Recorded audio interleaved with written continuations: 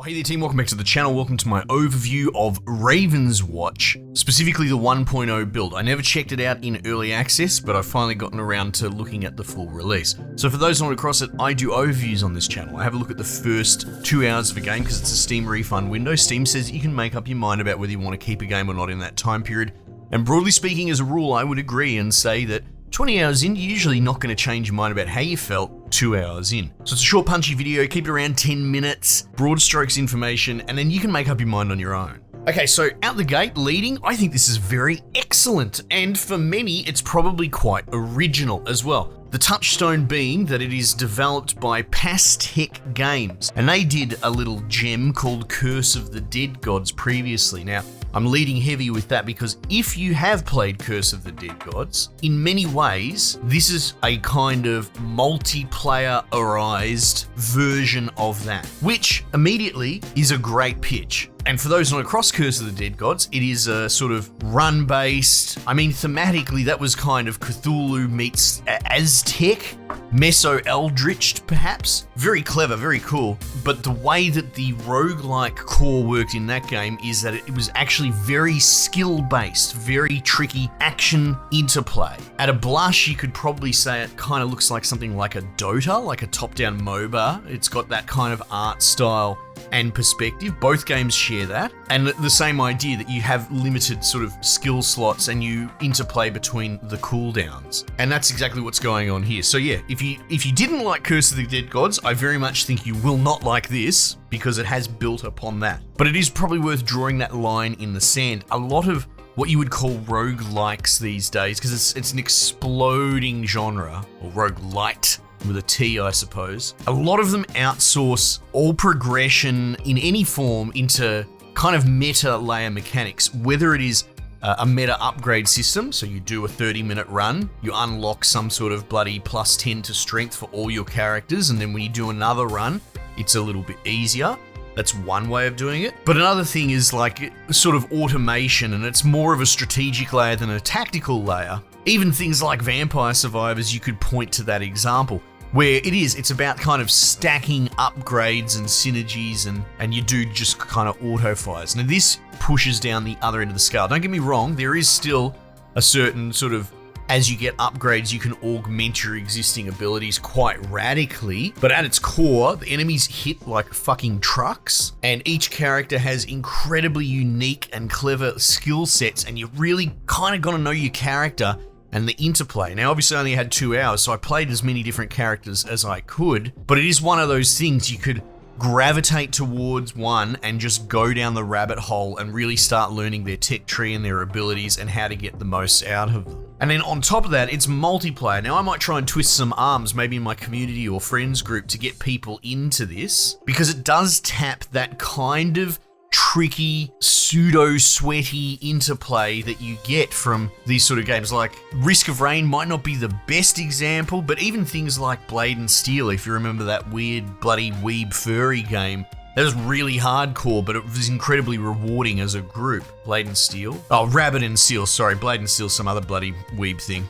And look, while we're not talking about first-person shooters or anything like that, but this ticking the same box of something like a Ready or Not or GTFO, kind of pretty hardcore loop that I can only imagine would be even more fun multiplayer. Again though, very contingent on picking your group. So yeah, this has some pretty sweaty potential, let's call it. So that sort of gives you an idea of the core loop. Thematically, it's going for a sort of Fable, Brothers Grimm kind of foundation, Heroes of Folklore at its core. Like the kind of poster child and main first character you unlock is Scarlet, well named, but basically she's a stand-in for Red Riding Hood. And it's a great first character because each character has this sort of racial class activatable sort of ability that makes them ultra unique. In her case, it's lycanthropy. There's a day-night cycle in this game, and so when it goes to nighttime, she essentially just build switches like a hard swap, so you can't really control it. So you're playing this dual build character that flips essentially, every couple of minutes. So she's pretty meat and potatoes with some dives. Everyone's got like a dodge, and as you level up, you will unlock like a level 6 ultimate. So again, it has a bit of that MOBA flavor in there. And you cruise around the world map. When you start, you sort of have a bit of a safe zone where you can presumably collaborate with your mates, and it shows you a few bips on the map. Now, the maps themselves, I don't believe are procedural per se, but I think the placement of all the stuff is. And it will give you a hint. There'll be a couple of bips on the radar, but if you actually just go and explore the Fog of War areas, you'll find all sorts of other crap out there as well. And so the idea would be that you would brains trust. You go, I'm going this way or that way, or maybe we stick together, because especially in the early going, it doesn't take much to get absolutely belted by just even basic enemies, especially if you don't know your moveset very well. So you cruise around. There's a day-night cycle for, I think it goes for like about 3 days, and that probably manifests in like a 15-minute span. And at the end of it, you are forced to fight the ultimate nightmare, the kind of Doom Timer boss thing. And in the first instance, it's this Cthulhu monster, kind of Kraken-like. You can go to the boss location and pull the trigger early, but the idea is you're kind of farming up for that act showdown, because it is tough, it is tricky. Speaking in the first instance, because I won't talk beyond the first boss, but it has kind of tentacles, and you can sort of just try and attack the main central Kraken body, but you're better off fighting off the tentacles one at a time. It creates a pretty extended stun state where you can get hits in on the boss. So yeah, and you do little mini missions. I found 3 little piggies' houses that need to be rebuilt out of wood or stone, and then you protect waves of defenses. So yeah, it has that foundation of traditional Fable lore, and that carries through to many of the characters. Other ones that I tried out were the Pied Piper, who I quite liked. Kind of pseudo-ranged, shotgun kind of close range build mixed with pet build. You'll be spawning rats every X seconds, and you can essentially use your racial class button to say attack enemies nearby, and they'll attack for X seconds and then they'll die. So you, over time, passively just build up. Every couple of seconds you'll spawn a rat, and you build up this little army. But then once you start using it, it starts sort of getting self-culled in a way. So it's not a hard pet build where you have 10,000 rats or anything like that, but something sort of in between. Requires a little bit of management, and then you sort of use your thumbsticks to direct your little flute. You can play this with keyboard and mouse, but it absolutely goes better with thumbsticks. I found that, I don't know how to describe it. It's very difficult to put into words, but my brain couldn't reconcile that I was attacking in the wrong direction. Either it was like I was attacking towards where the WASD position was looking, even though I was mouse clicking in the other way. So maybe my character was looking south, and my mouse pointer and where my brain wanted it to go was north. So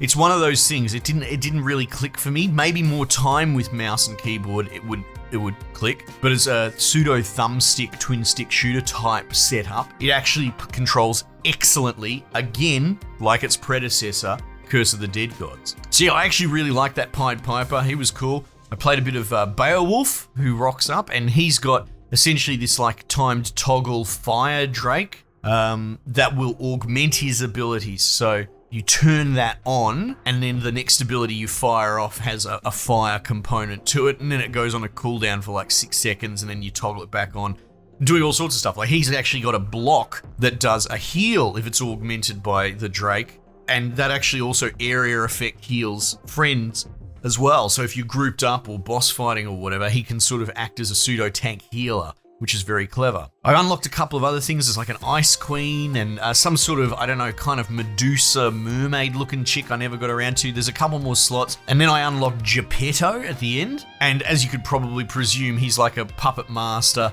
kind of builds these target dummies. Pet build insofar, he has a 3 pet cap, but he plays more like a Torbjorn, or like maybe even an engineer from TF2. So you build your little dummies, and all the animations and the art is so wonderful, but they will sort of do these little swings and move towards enemies. They also kind of tank aggro, and you find that you don't really attack with Geppetto so much. Like, his attack is very last minute, last resort, point blank kind of low damage hammer, and he can hammer his own dummies to keep them up healthy. One of his attacks is to sort of belt them and launch them towards the enemies to speed that up, and you can shield them and throw bombs and all sorts of stuff. So I actually really liked him, even though I probably put the least amount of time in. But it's a great testament when every time you try a new character, they are radically different from the previous. And they themselves open up their own rabbit hole in which you could just descend and become a main into that character. Anyway, you can hear it in my voice. I'm very impressed with this game, and again, it's always good to celebrate something that makes it to 1.0 because early access sucks. I hate it, it's abused, but we've been seeing some bangers that are finally coming out. I do wonder if at a sort of meta level, maybe a lot of developers are starting to clue on that shooting your load early in early access is probably not that great for your game's popularity come full release. I'm not sure, I don't have the metrics to support it, but I am enjoying a lot more games making it out. Anyway, check it out. Check it out solo if you like Curse of the Dead Gods, if you like a bit of a sweaty challenge and a really solid game. Like, from the bottom to the top, it is really actually solid in every mechanic and design component, but like doubly so if you have a bunch of boys which you do lean towards, all right, let's sweat a bit. You know, let's get a bit serious. In that case, this game's kind of a no-brainer. Anyway, team, that's my thoughts. Might just leave it there for the time being, and I'll catch you guys on the next one.